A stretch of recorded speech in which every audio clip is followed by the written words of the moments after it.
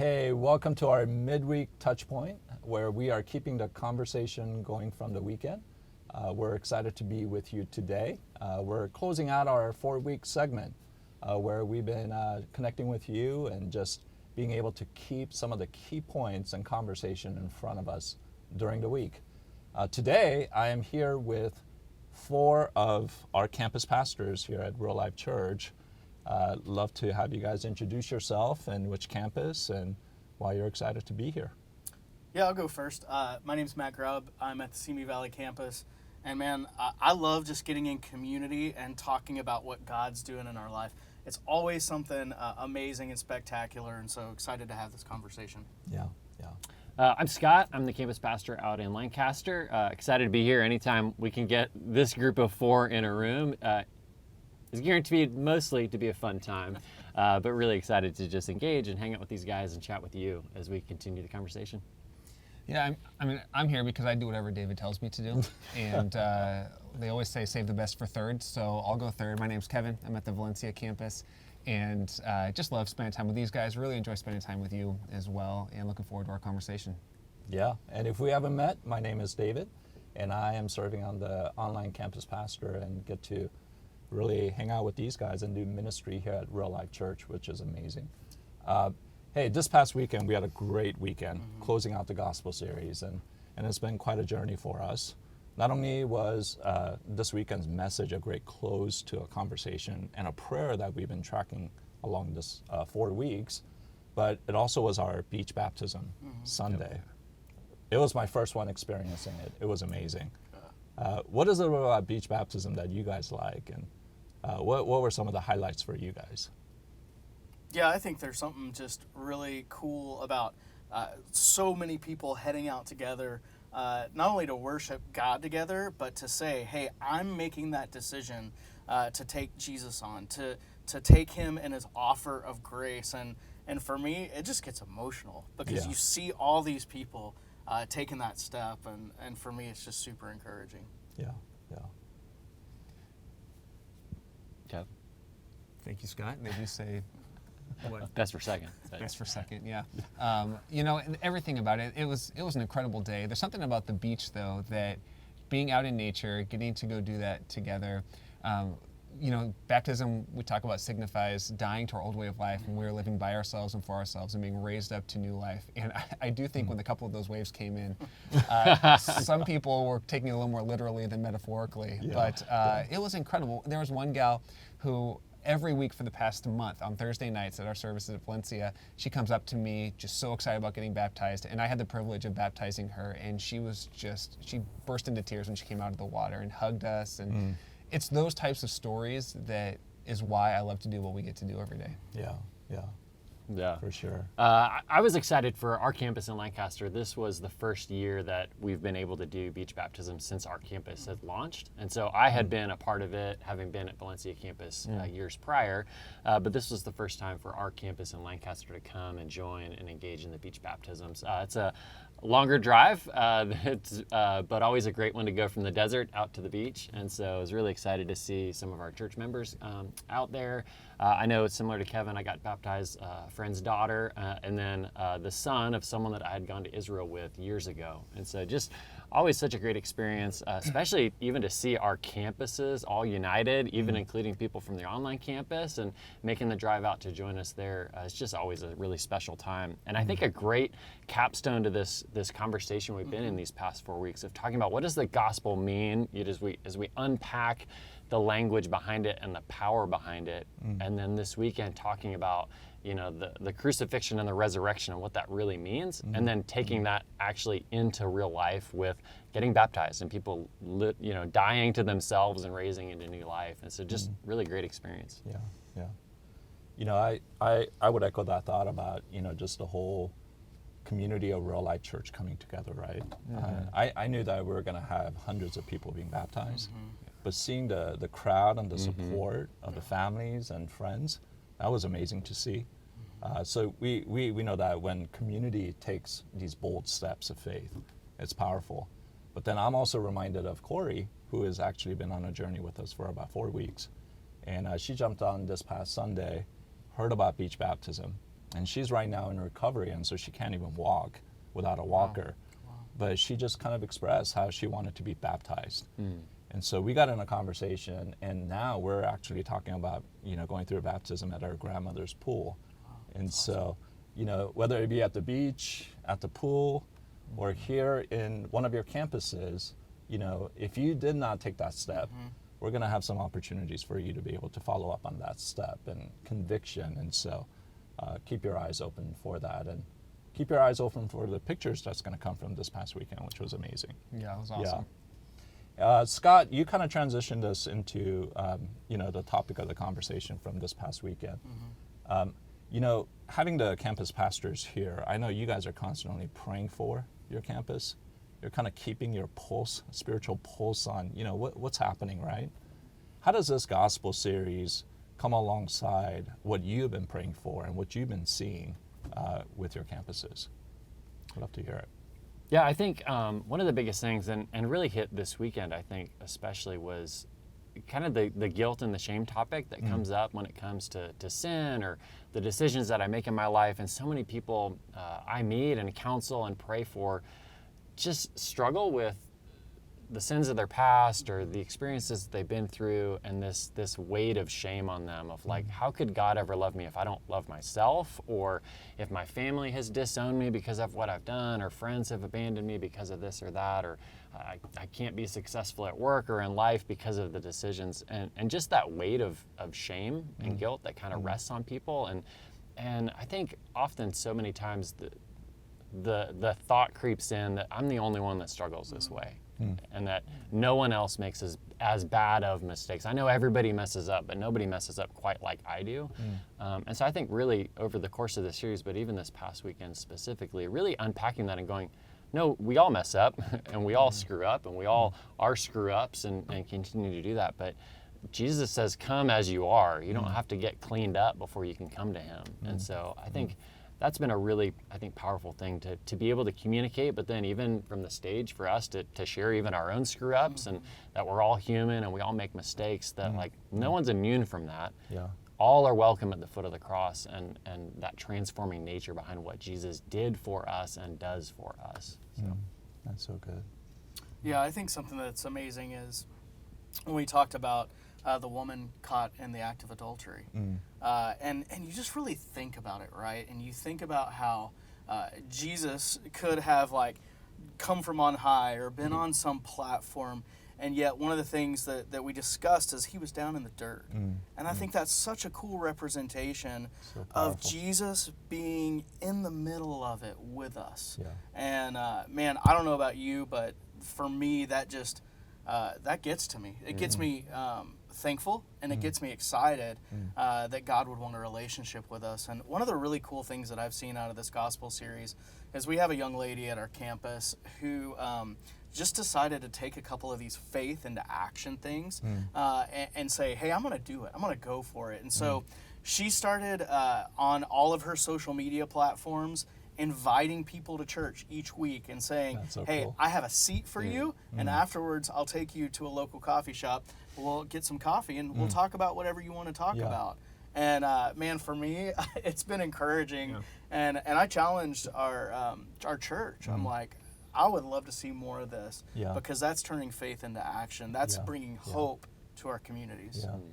You know what I love about that story is often we think about inviting somebody to church, and it's like, come to service or come to a place, right? Oh.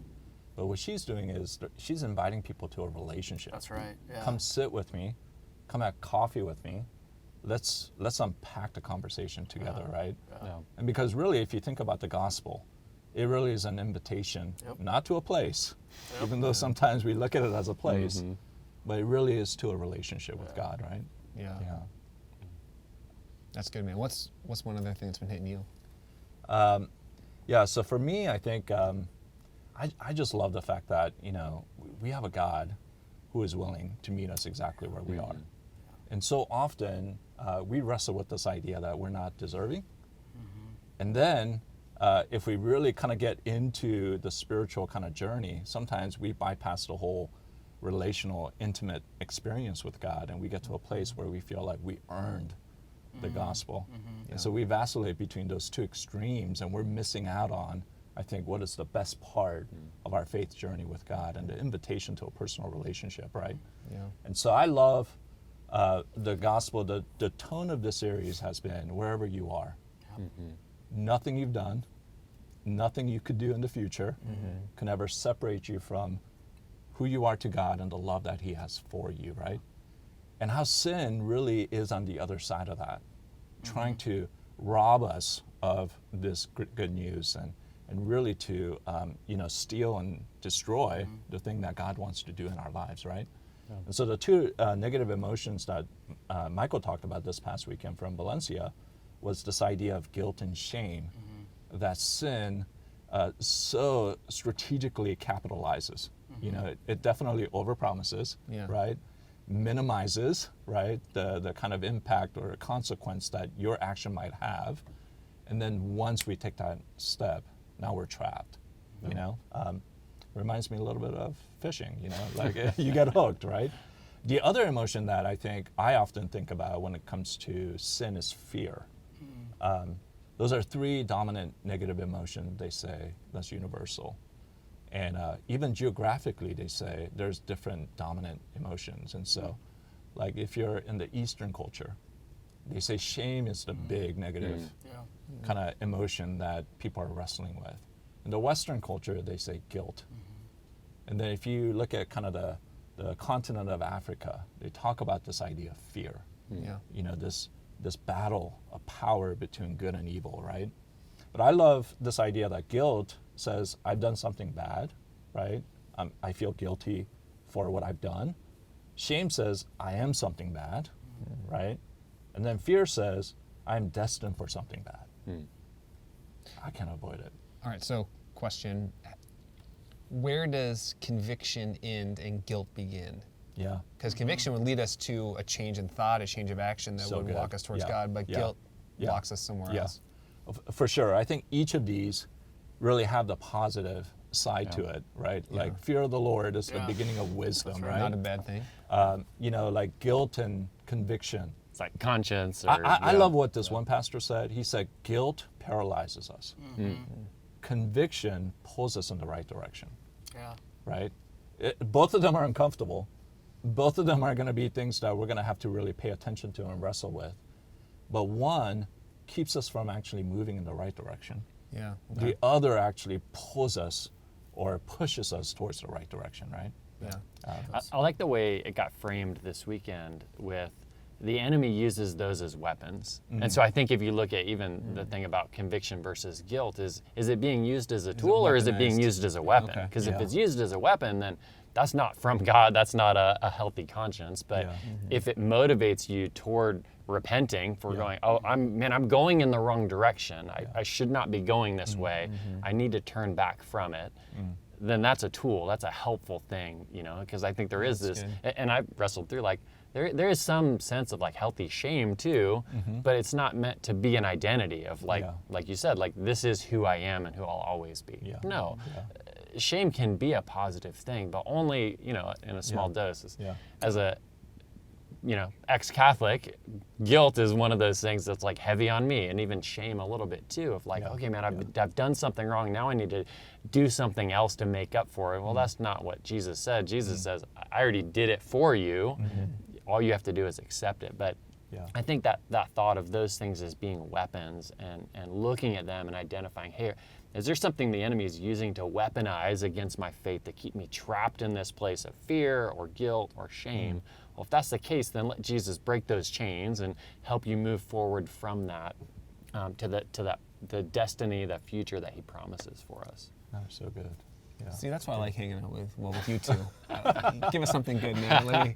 That's really helpful. I mean, that's helpful. It is helpful. in that distinction. It is, and I think, you know, years ago, I was thinking through this, and one of the things we talked about is how like fear holds us back, but faith moves us forward. Okay. And I love that because I wrestled with that at church on Sunday. You know, we talked about, hey, there's a place for guilt, shame, and fear.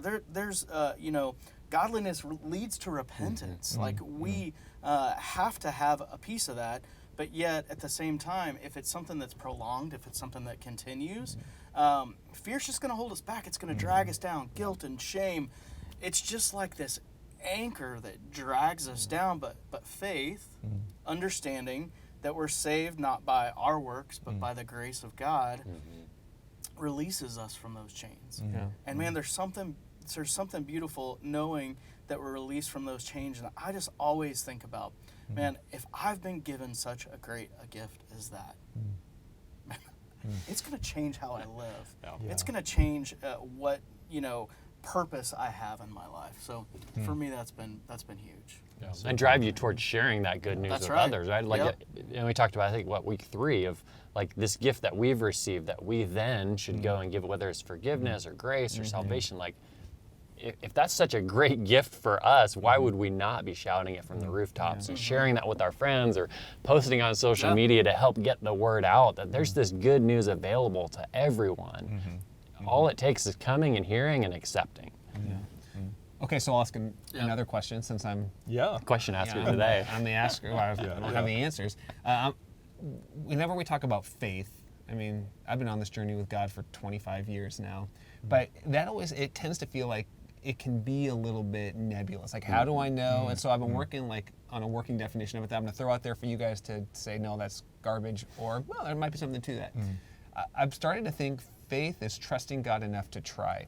So taking that step to trust. Now, and when we take steps of faith and God shows up with faithfulness, which might not always be like the thing we asked for, That's you right. know, or Yeah. like, okay, God gave me what I wanted, but he's faithful to walk with us through that, or to answer that prayer, or to help us heal. But faith is trusting enough to try, and radical faith, and we saw this in baptism, enough to trust God, to step out, to go into the waters, to surrender our rights Yeah. over to God. Yeah. What do y'all think about that definition? Is there anything to it, or am I just totally off? I love it. Yeah. Again, that's why I like this guy. Come on. Because I think for so many of us, faith is it's a concept and a truth and an idea. But somewhere along the way, Jesus, when he invited us to this relationship with him, he said, don't just believe in an idea, but believe in me, Yeah, in a right? person, right? And trust me and follow me, right? Yeah. There is a very small distinction between what you believe and how you respond to that. Yeah.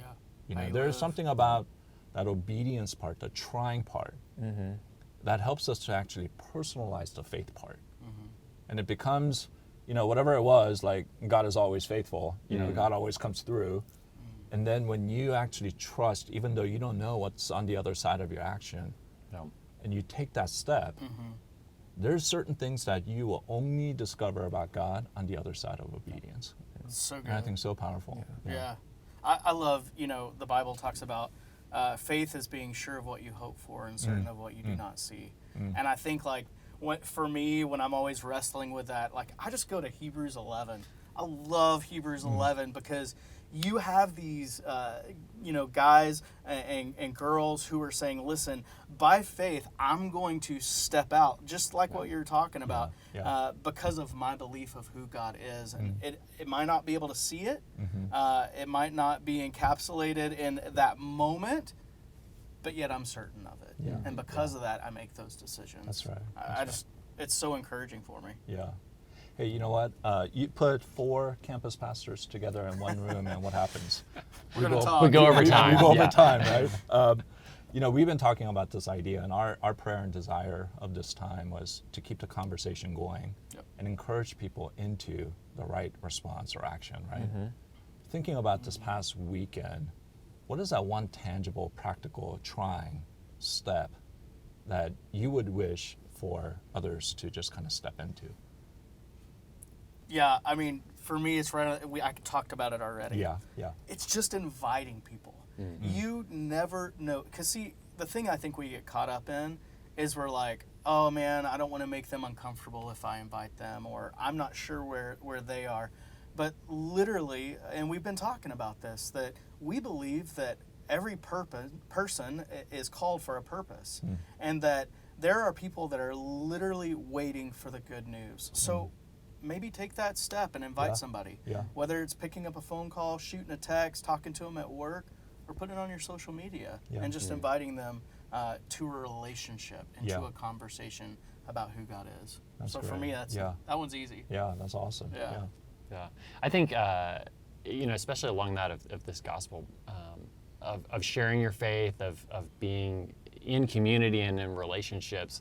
Just like the past couple months, God's been really faithful to just provide me some really unique opportunities to meet new people, and not for an agenda behind it, but literally just to love them well through that. I'm literally been texting a guy I met on the plane just the other day, and we've been texting over and over, and not for an agenda, but just he shared something with me, and we were able to talk and have a great conversation that's turned into some follow-up texts and some opportunities for me to pray for him. But it's just having that opportunity of just being someone that listens, being someone that responds with compassion and with grace. It doesn't judge someone when they share something vulnerable with you, but actually shares vulnerable back and goes to that place and is a dispenser of grace. And so I think that's what's so powerful about this gospel message, is being in relationships and just being in prayer, that eventually the opportunity might come, that they would see something different in how you react or how you treat them or how you respond, that they would give the opportunity to share your faith and say, well, this is why I act differently, or I respond differently, or the hope I have even in the midst of really difficult seasons. So That's good.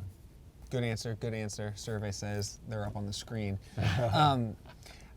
It's hard, I look out on our room when I get to host or teach, and there are so many people there that to have a one answer feels tricky. So here's what I would say.